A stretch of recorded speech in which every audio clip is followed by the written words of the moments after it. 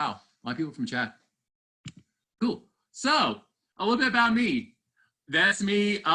Yeah, I'm a big ice climber. So hi, my name is Matt. Again, my name is Matthew Jones. I am a Western Colorado University outdoor education 3+2 student who's currently obtaining both his bachelor's and outdoor education and my master's in environmental management with an emphasis in global sustainability.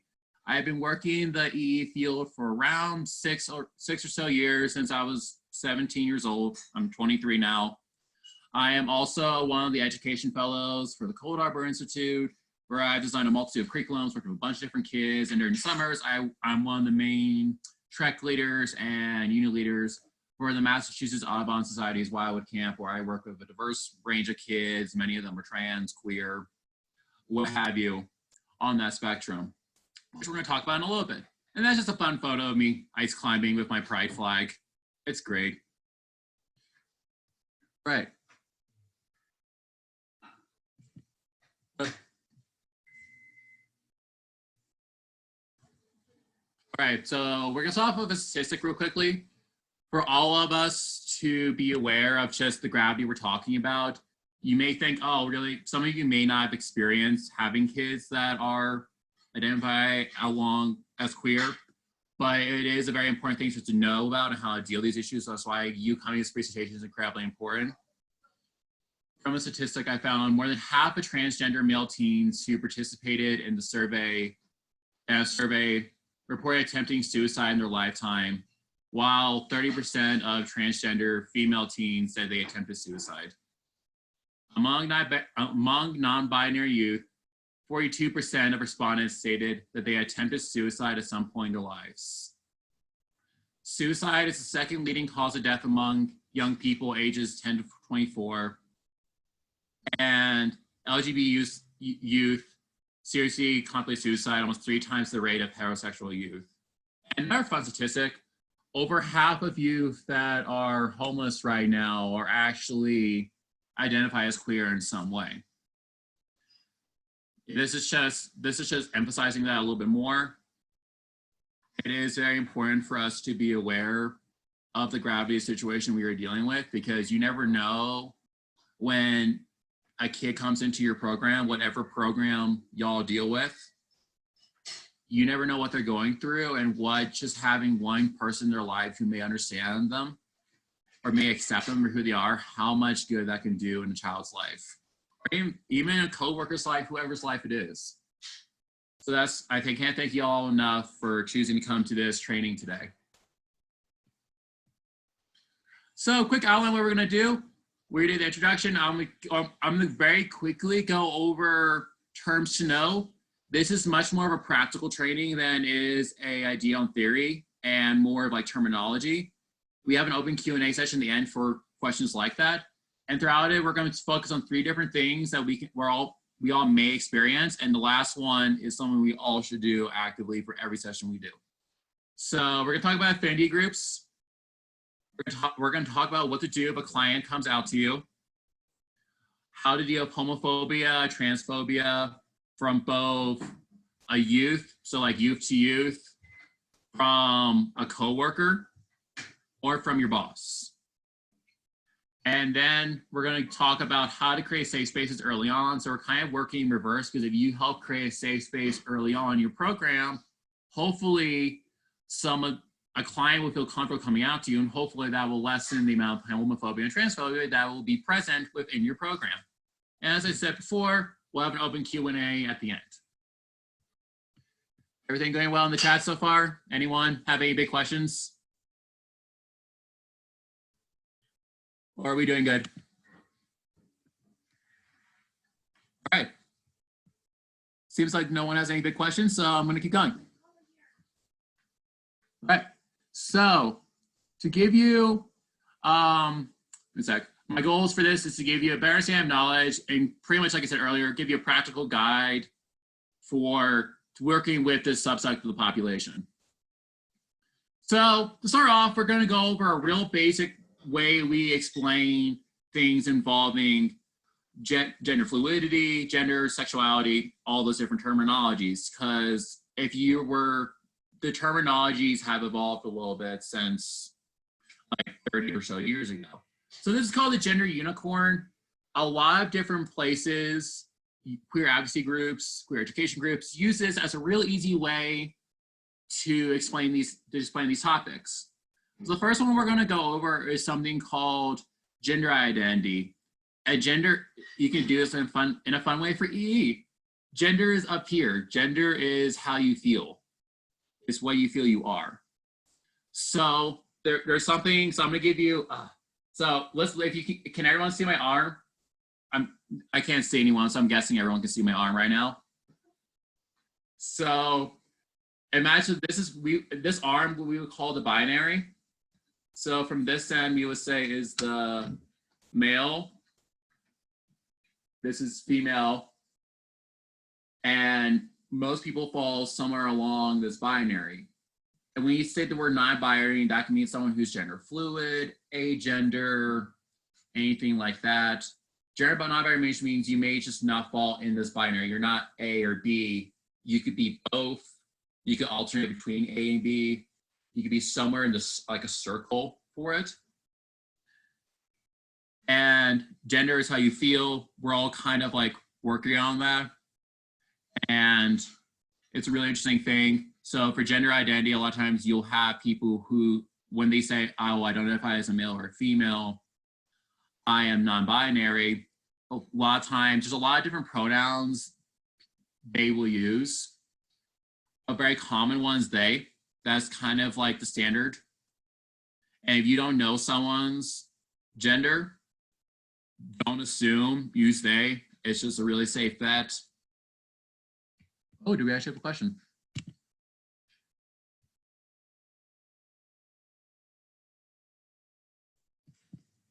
All right, so gender expression is just how we present ourselves. So right now, for me, I'm presenting in a pretty masculine way. And that's more of like the way you express your gender doesn't mean you identify as that gender. So if I wear a dress, it doesn't mean, oh, I'm obviously identify as female. I can wear a dress because, dang, I look good in this dress. I'm sexy. Like, and that could just be that.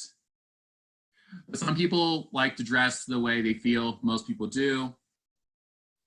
And so if you see clients are dressed a certain way, don't assume their gender based off of that. So what we use now for our sex is the parts we have. We say sex is assigned at birth. And the reason why we say that is because you don't choose your sex.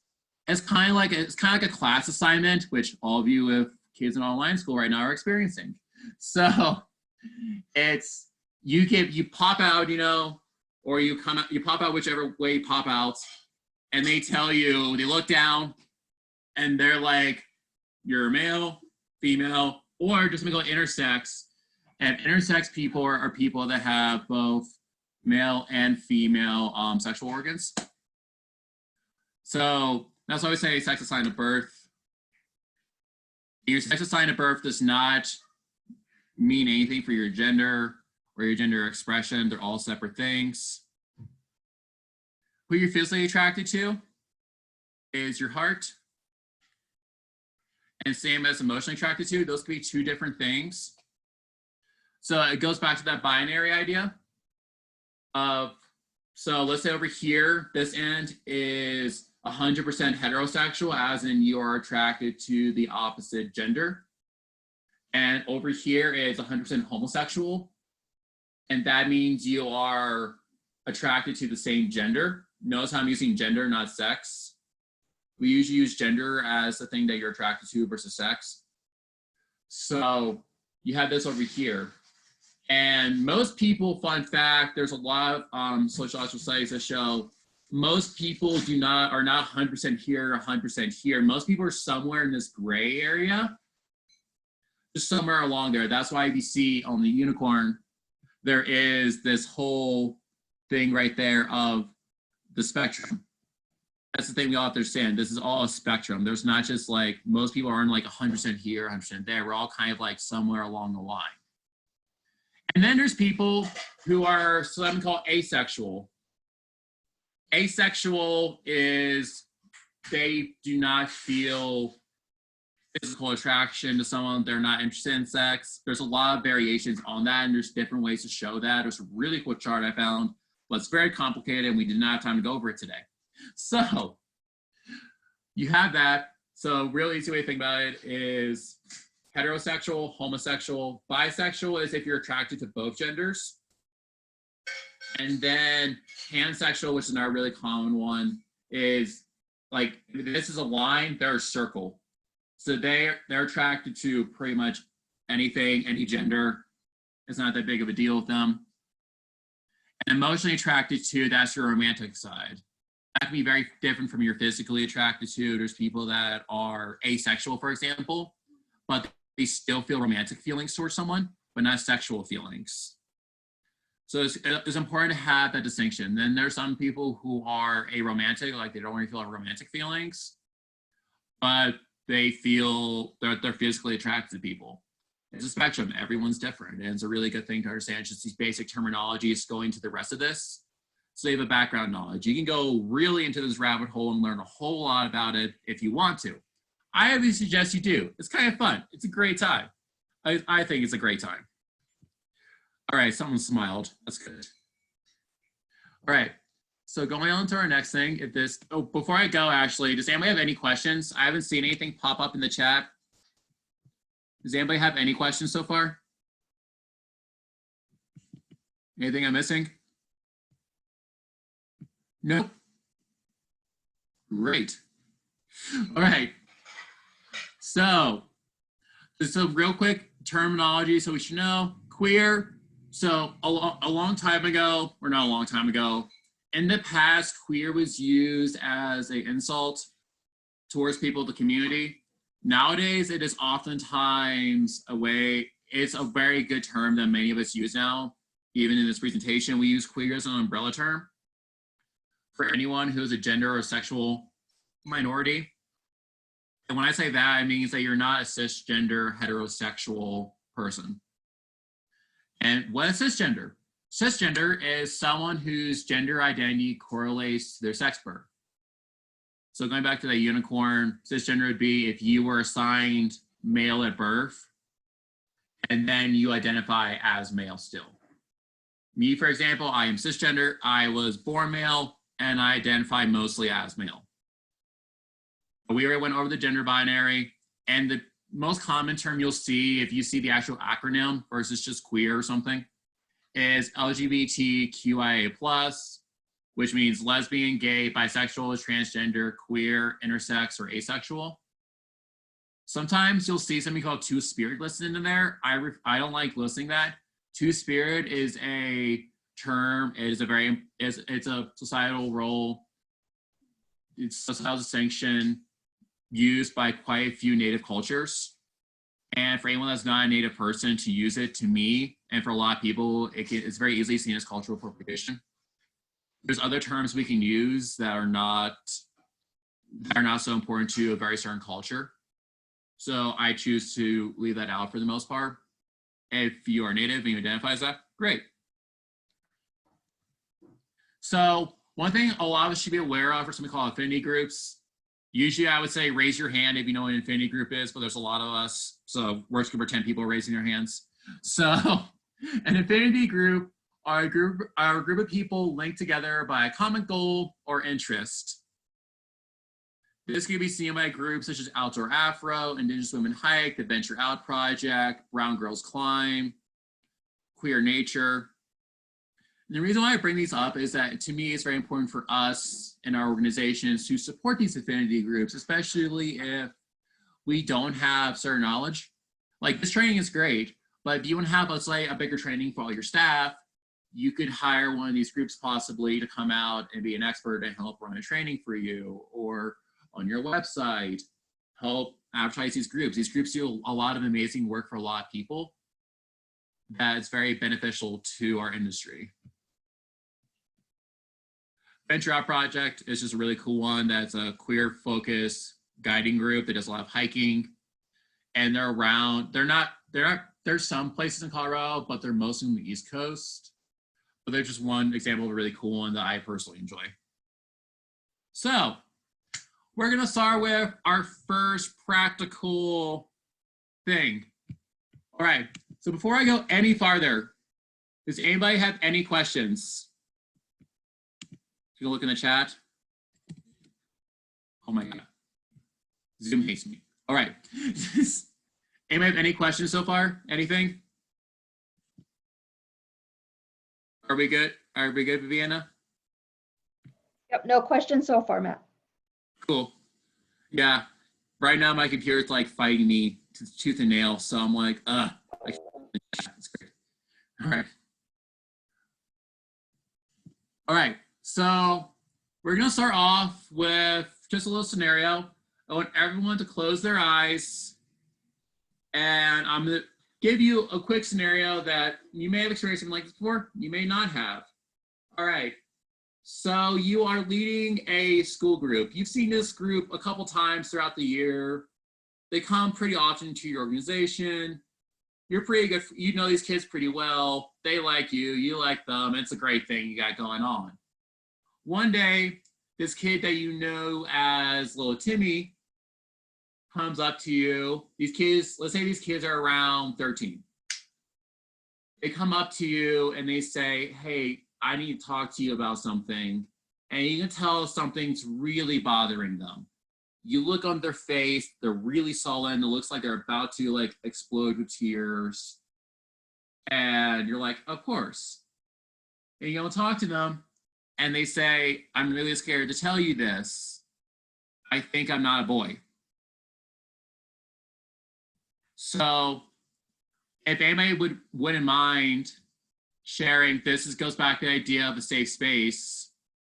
How would you react to that situation?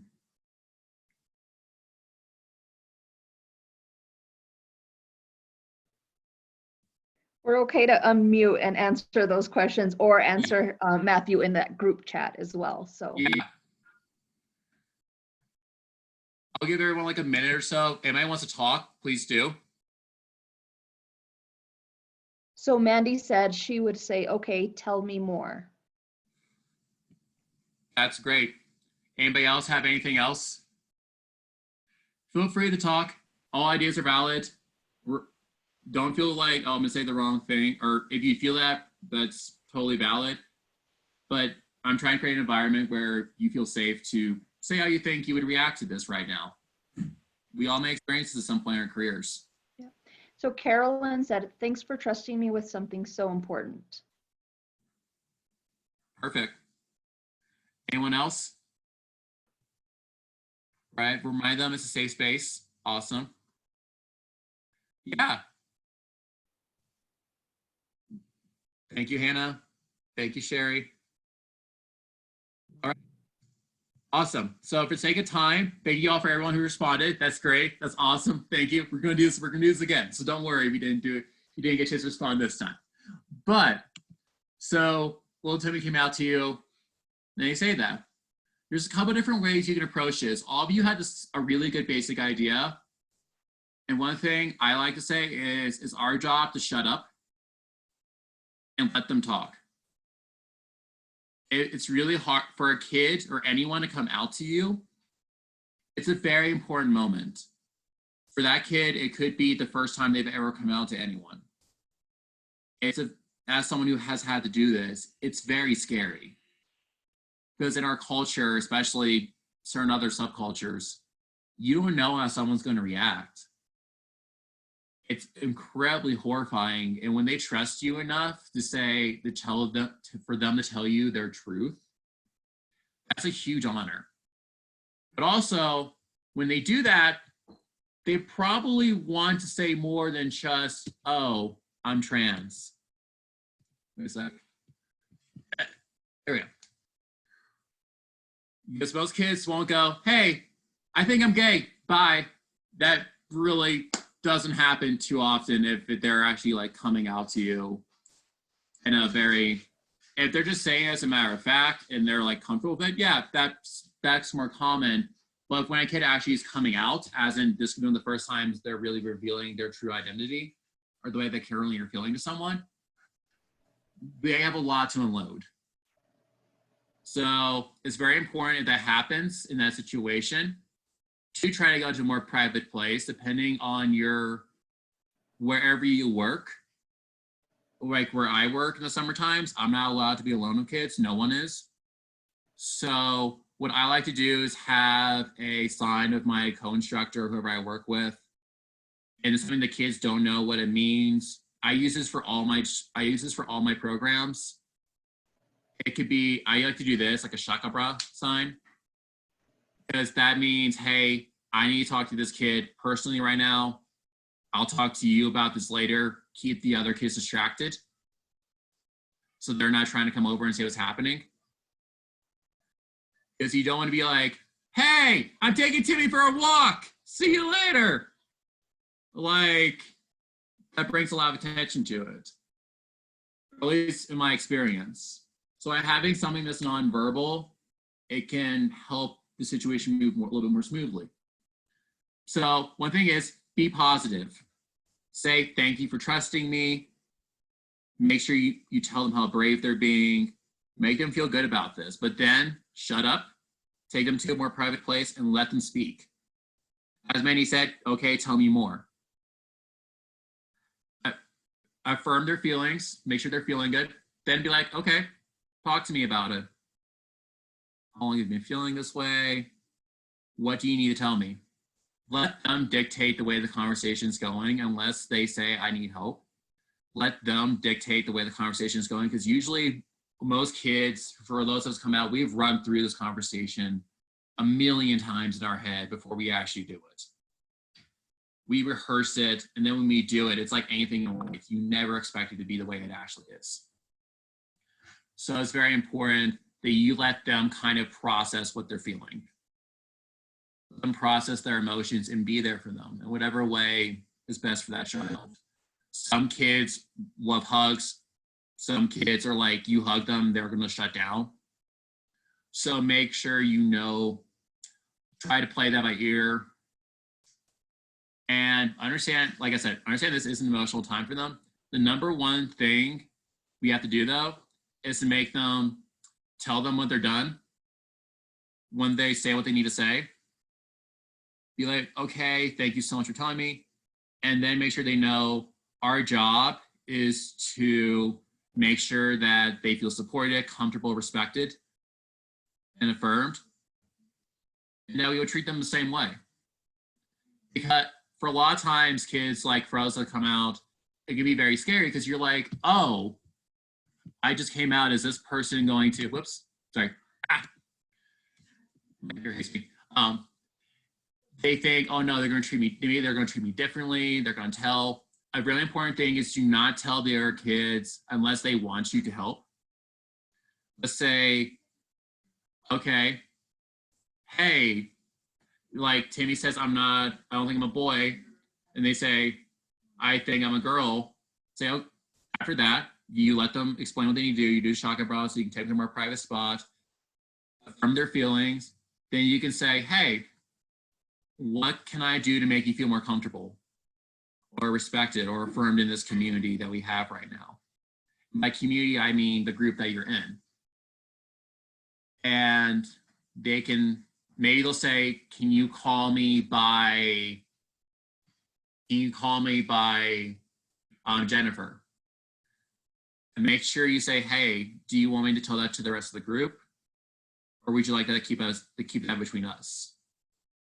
Some kids aren't comfortable with everyone in a group knowing, especially if they go to school with them or something, and they kind of just want to be a you and them thing for them to try out a name if they're struggling with their gender. Or if they're gay, it's usually name changes aren't a big thing.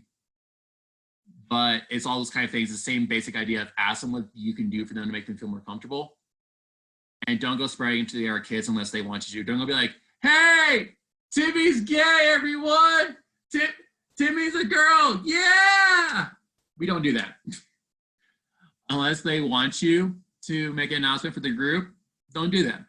Let them dictate that, let them tell you what they need, what they want. And based on your company policy, whether or not you have to tell the parents, that's based on your company policy. Personally, I don't. It's more of a safety issue. Some families, the kids are telling you for a reason. And in some families, if you told them that, for example, Timmy said he doesn't think he's a boy, that could lead to a lot of very bad things for him, depending on the family unit. So ideally, I keep it in the program. But if your program's rules are to tell, then that's important. All right, that's all. All right, so some real quick questions we can answer real quickly from Mandy. What about if that person feels like this is wrong as a part of their belief system? That is very common, and depending on the places you work at, it'd be more common in others. One thing I would say is ask them why do they? Question their beliefs. Say, why do you think it's wrong? And go down that rabbit hole with them for a little bit. And just tell, and a lot of times just affirm them. Say, you are the way you are. I'm glad you did this. Sometimes we can't answer their questions, and that's okay. Sometimes they ask us like really deep questions about, oh, is this wrong? Is this not? Oh, if the instructor feels that way, they shouldn't be working with kids. If an instructor feels like a child being trans, gay, or anything like that is wrong, they should not be working with children. I will make that claim. I stand by it. And I'm not going to waver from that opinion. All right. Feels like their opinions are wrong because of how they've been exposed to their belief systems. Ask them if they're comfortable explaining what that means for them. You've heard. That's a great thing, Miss Jones. Charzy. I'm the worst at saying English, so I apologize if I said your name wrong. We should talk more. I appreciate it. That's a great example. Hannah, thank you so much. All right. Sorry, we got to keep going. We can, this is a thing I do for hours. It's just a great quote from Morgan Freeman. I think is great personally. All right. For our next scenario, here's our next scenario. You are with a group of kids, and this group is around, this is actually something that happened to me recently. This is a mixed age group between 6 and 10. And the kids are playing, and the boys are really singling out this one kid and constantly calling him faggot. What would you do? How would you handle that? Just take like a minute to process. Anybody wants to say it, unmute and say how they feel about that, how they would deal with that, please do. Or write it in the chat, your choice.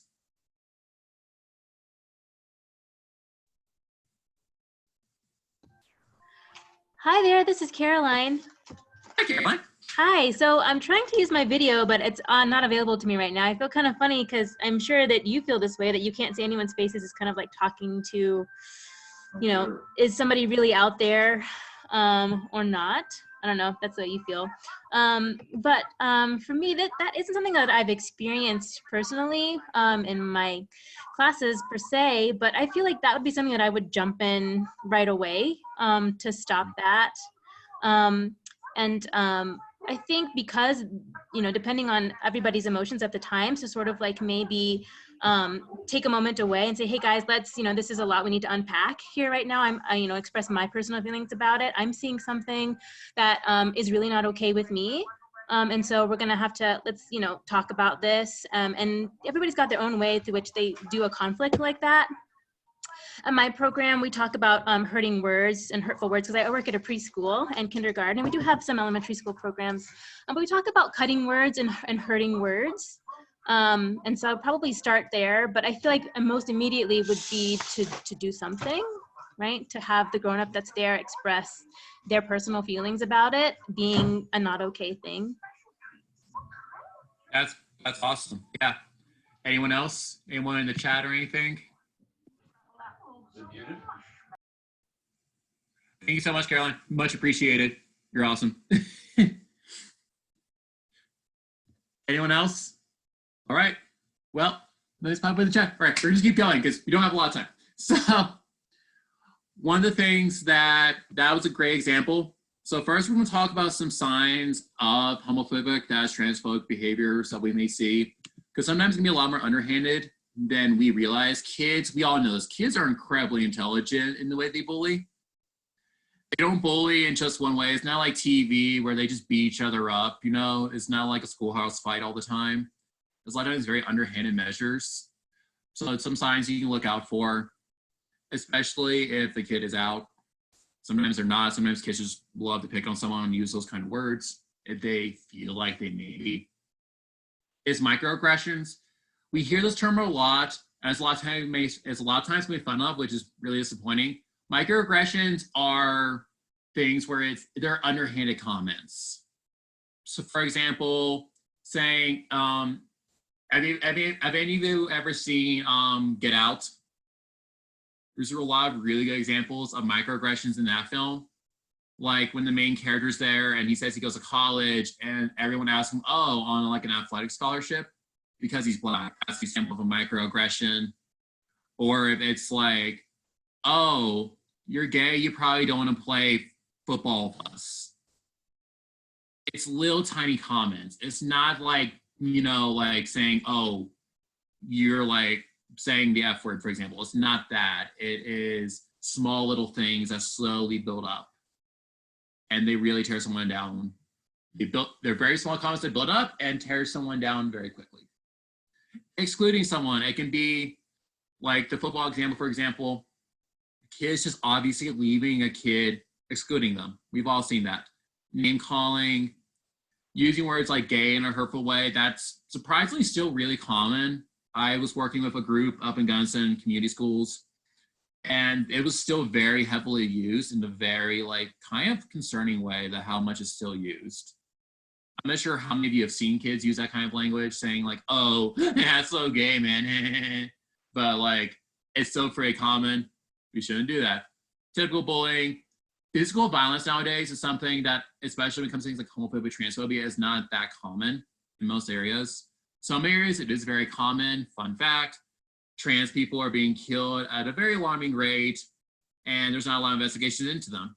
Looked it up. Quite horrifying. Gets me very angry. We're not going to go into that because that's a wormhole we don't need to go into. But physical intimacy, bias-based bullying. So that kind of goes into everything else. It's just them bullying based off what they think the day is going to be like. Gendering, we can't go into that right now. But gendering outdoors, the idea of that is like people saying like the outdoors are for, you know, they exclude people from that are like gender non-binary from the outdoors. They make them feel unwelcome. They make them feel like they don't need to be out there, because if you look at people that we know of in the outdoors, how many queer educators do we really know of? How many like gender non-binary people, athletes, whatever, do we know of in the outdoors? Really not that many. Even environmental education, we look at most readings, for example, most readings that everyone talks about are like Aldo Leopold, stuff like that. White men is gendering the outdoors. And then one thing is it's good to know the differences roasting versus bullying. A lot of kids will, especially kids that are like teenagers trying to figure out what that balance is. Roasting is like when they're like, haha, I'm your friend, I'm joking around. And then bullying is when it's a power dynamic. And that's the biggest thing you have to look out for and explain to kids when they're doing it. And sometimes they don't realize they're being a bully. You think, oh, I'm just roasting him, we're just having fun. And it's like, no, bro, you're bullying him because he's not in on the joke. You obviously have a higher plane of power right now in this agreement. Any questions on that so far? Nope. All right. So how do we deal with this? What Caroline said earlier was a really good example. One thing I like to do is, I think it goes for any kind of behavioral issue, we shouldn't explode in anger automatically. Like it sucks because when I hear that, I want to get mad. I want to be like, yo, what the hell, Timmy? And it's just like, go after it. But then it's like, no, we can't do that. we are the adult. We have to be calm in the situation. Sometimes you hear that, take a couple of deep breaths. If you get really mad, like sometimes I have had a very traumatic past with that kind of bullying. So sometimes it can hit you in a really weird way. And there's nothing wrong with being, I can't deal with this right now. You can tell your coach, hey, I need to take a break. If you're able to do that, take your breaks. Because it's much better for us to approach the situation with a clear mind versus angry, and we say the wrong thing. And we all know how, in our working with kids, how saying the wrong thing could lead to very disastrous results for all the parties involved. So if the bullying is actively happening, distract the group. Try to redirect their attention somewhere else. Because if it's like, oh, you start yelling at the bully in front of everyone early on, for some kids, that can actually make them want to rebel more and make them want to be, hey, I'm not being more mean to this kid now because you embarrassed me in front of everyone else. So it's really beneficial to just be like, okay, we're gonna do this activity now. We're gonna go do this, give them something else to do, put their energy towards somewhere else and approach that. Talk to the parties involved. If it's able to in your program, making one-on-ones not an uncommon thing that happens. Just be like, hey, how you doing? Just for any kid, it doesn't be a bad situation. So that having these kind of conversations are not always a signifier of, oh, I'm in trouble. It can be just, oh, we're just talking. We need to discuss something. Okay, cool. Talk to the bully openly. That's a really important thing. Be open to them. And when you first do it, I like to say confirm they are not a bad person, especially when they're kids. A lot of these behaviors that they exhibit are things that they've learned, as we know, they've learned it for somewhere else a lot.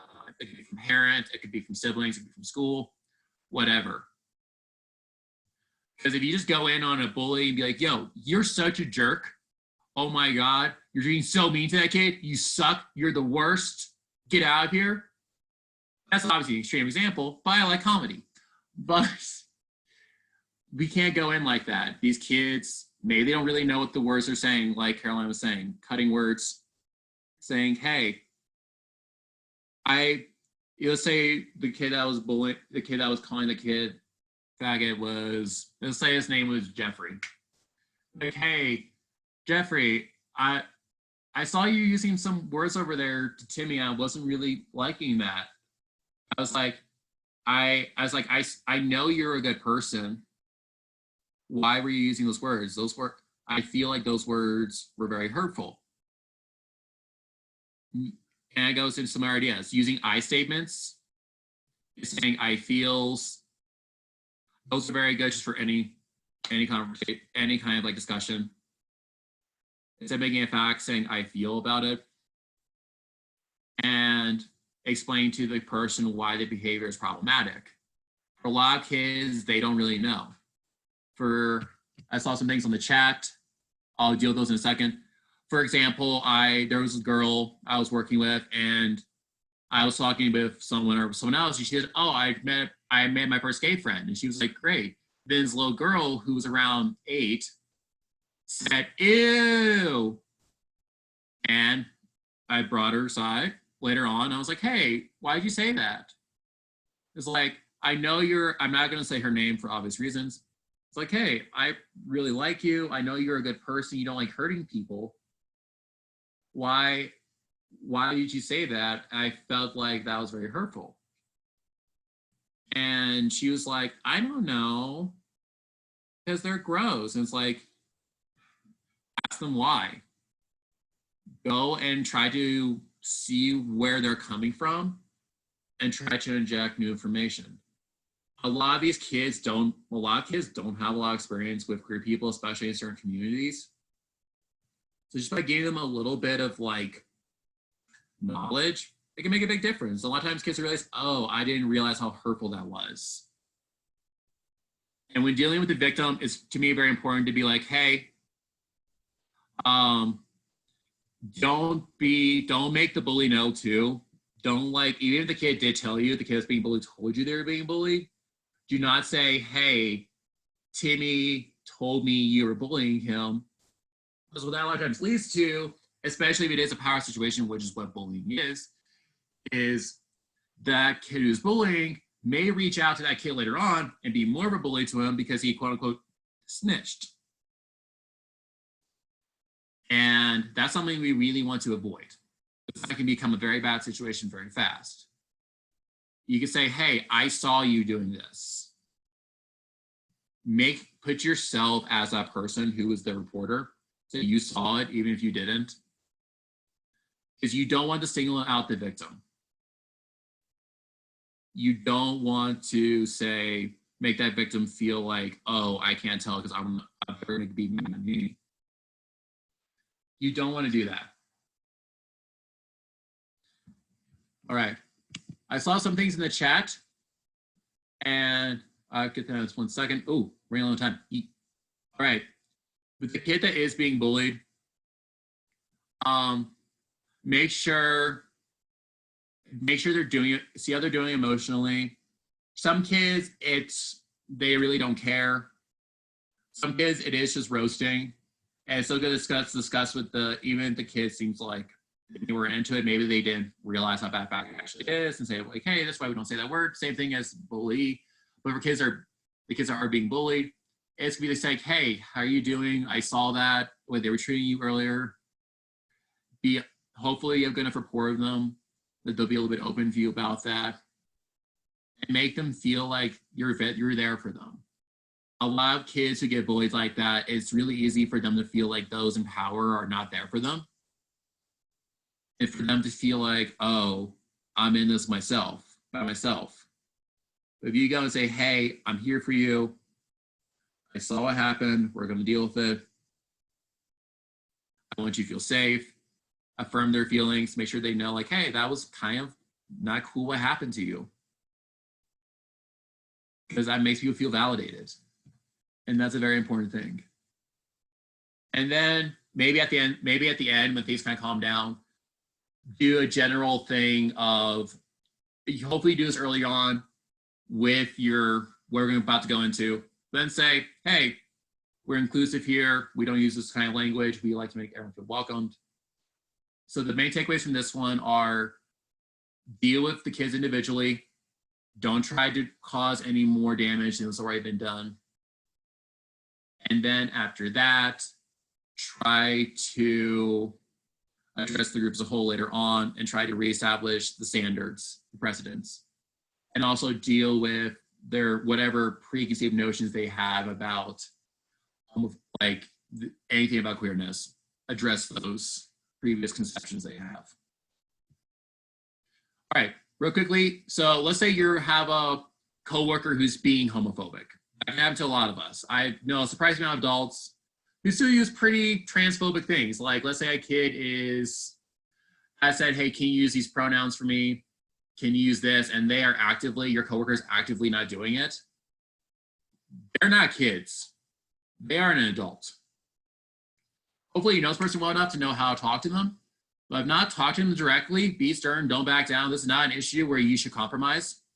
This is the kid's health. This is the kid's safety. We saw kids kill themselves over these kinds of issues. And if your coworker is not changing their behaviors after you address it with them as a peer, go directly to your boss. Now, let's say your boss is being transphobic, homophobic, which in our industry is really rare in my experience, but it can still happen. Talk to your fellow coworkers if you're noticing that kind of behavior. Maybe do a collective letter, because we have to be very cautious about this because of this is a position of power they have over us. They could fire us potentially. So using collective action, direct conversation. If you have an HR department, use that. And if all else fails, decide if you should stay at that company. Decision you have to make. And if you want to write a review about them, go for it. Real quickly, I will get to your questions in a second. This is probably one of the biggest things I think that we need to address is how to create a safe space So as you saw at the beginning, I said safe space, and there's a lot of different ways you can do that. I think anyone's run a program, many of us do this kind of automatically, but still good to talk about is when we have our behavior contracts, for example. Actually, we're gonna do this a different way. So they first get there. One of the first things we can do with our name games is ask for their pronouns. That's a big thing. It's becoming more and more common. And that gives the kids a really good way, even if they're new, to be like, okay, I can say something about, I can say my pronouns. So if a kid is trying to experiment with different pronouns, which many of them are, it gives them a chance to start that off at the beginning. Start off, your precedent. That's the pronouns we'll use for you.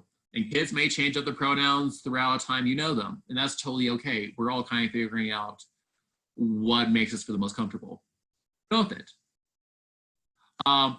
So when we all do our behavior contracts, which we have time to do, we should, make sure we talk about inclusive behavior. We talk about, we all support each other here. You say, this is a safe space, and you can use the slide I used earlier. You use that kind of words, you use your own kind of words. The main tenets of a safe space is that feel comfortable to say your opinions, feel comfortable to be who you are, because we will try to support you here, and you are valid. Real quickly explain behaviors are positive versus negative, which that doesn't take too much brain work, especially for our time frame. And ideally, if you are one of the bosses of your program, you're a manager, what have you, during your staff training, try to have some kind of diversity training. It's very helpful to have that, because there are people, even when we hire them, depending where we're from, maybe they don't have experience with this, they don't really know.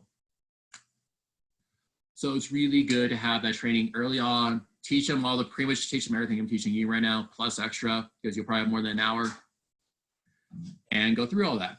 By creating a safe space, hopefully it will minimize the amount of homophobic and transphobic things you experience, because you're setting that precedent early on. That's not the way we treat each other here. And hopefully, you never know. We try to create an environment. Nature is a powerful thing. We all know how powerful nature is for healing, for our souls. For a lot of kids, let's say you're on like an overnight trip or something with your kids. Some programs do that. Mine does, some don't. Or even if they just come to you a couple times, they know your program, they may feel more comfortable being there than they do at home. So by creating that atmosphere really early on, you never know, that may save a kid's life. Having one place that they can see as their refuge, your organization, you can be the reason why a kid doesn't kill themselves.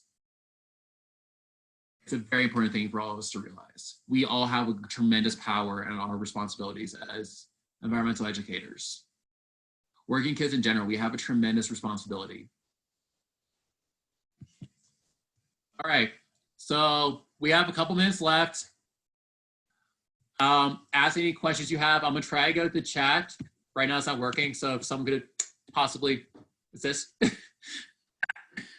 they are. Can help if I see questions on the chat, Matt. All right, I get it.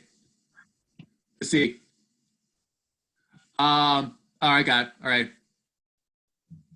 Say private kitchen seats like you don't know about. All right. So what questions does, yeah, some other things that people said is that age does play a big part into everything that's involved here. And that comes down to more child psychology, which we don't have time for. But hopefully if we're working with an age group, we know some certain behavioral tactics we can use for certain things for them. But yeah, it really does depend on the age group sometimes on how we deal with bullying behaviors. It is very different dealing with like a 6-year-old versus a 16-year-old. Very different. All right, what questions do we have? Some extra questions. This is your time to ask whatever you have. Any questions, personal stories, please ask them. Don't just let them bundle up. Unmute, share in the chat, whatever you want.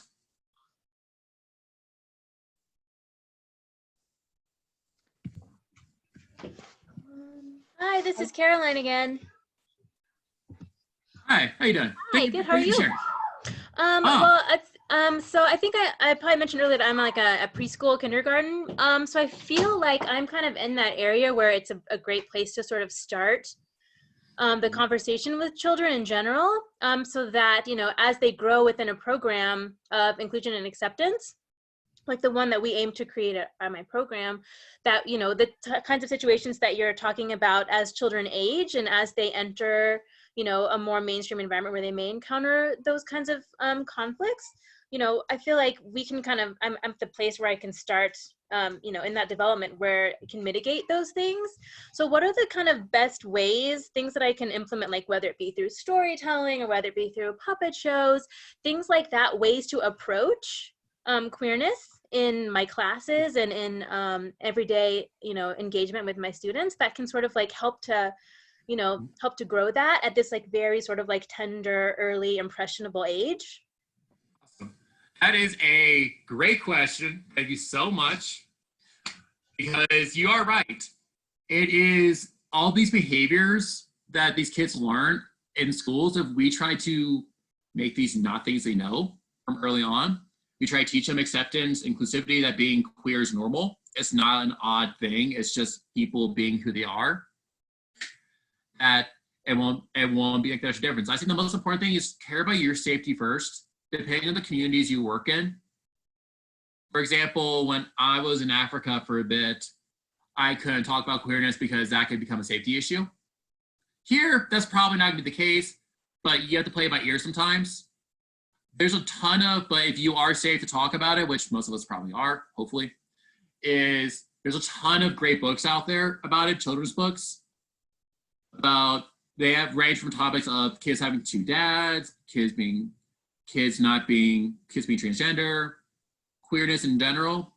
I really like using books and just making it a common thing, making it something that's not a stigma.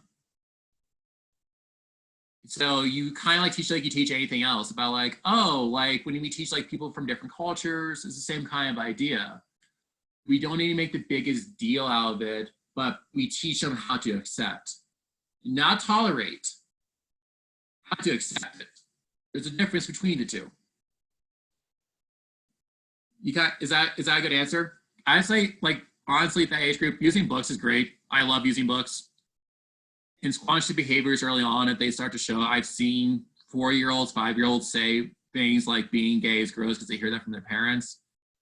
And just discussing those behaviors from really early on, it really does do a lot of good at that age, because you're right, they're so impressionable. Hey, Matt. Hey, what's up? this is Mandy. I have a quick question. Hopefully we can answer it in 2 minutes. What have you ever encountered where you have dealt with it with the students in your program, but then got a call back from parents saying that they did not like how you handled the situation? It happens, maybe they don't want to hear it or they don't want to face it with their kids. How would you handle parents? With parents, oh, that's great. I have not dealt that over the phone. I've dealt that in person. And I'm also a very openly queer, I'm a queer male. So a lot of parents kind of had those, sometimes I've had parents literally say, I don't want my kid in this program because you're queer. I can tell you're gay. And I tell them, I try to talk to them about their views, why they feel that way, why they're kind of have that viewpoints on things. It's the same thing as kids. Try to go into their behavior and see. And if it becomes an issue where it's obviously a safety issue, I say, okay, and I can't force your kid to be here. And I can't tell you where not to bring them here. At a certain point, you have to make that safety call. Because if it becomes a safety issue where the parents are obviously getting really aggressive, don't put you or their kids at risk. It sucks, but that's the reality of the situation. Real quickly while I have time, Debbie, your question, sometimes it can make kids feel on the spot, but by doing that and making it a common thing, it lowers that very drastically. If we make that a common thing in all of our programs, we ruin that stigma. We destroy the stigma of, oh, saying our pronouns is obviously just because we're gay or because we're trans. I had to deal with this with a Coldharbour fellow recently. My peer said that. So yeah, something very important for us to know. And just doing it, it may feel weird at first, but once you do it more and more, it's become a common thing. All right. Thank you, Matt. I really appreciate having you. I hope people found some tools that they could take back with them. And Yes. One second. Kelsey, yes, I do it all the time. You start. You go. awesome. All right. And I hope to see everybody at Snow Mountain Ranch on September 13th through the 14th. Thanks again to Matt. Big thanks.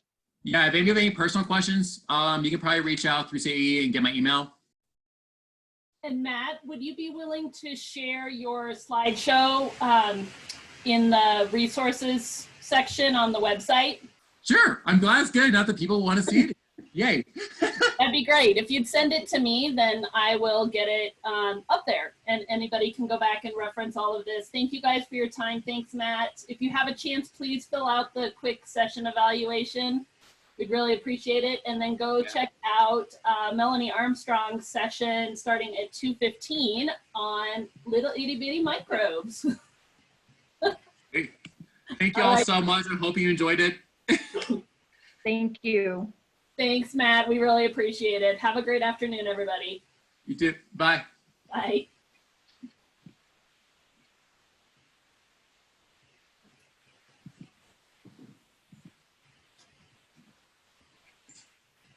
Gotta go.